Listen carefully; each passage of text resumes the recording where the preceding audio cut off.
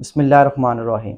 मफ़हूम हदीस है, आप सल्लल्लाहु अलैहि वसल्लम ने फरमाया कि अगर तुम में से कोई शख्स मुझे अच्छे अखलाक की ज़मानत दे तो मैं उसे जन्नत के दरमियान घर की ज़मानत देता हूँ। देखो भाई दोस्तों कि कितना बड़ा जो है उरूज मिल रहा है। अल्लाह के नबी ख़ुद जो है वो जन्नत के अंदर घर लेके दे रहे हैं, सिर्फ़ किसकी बुनियाद पर?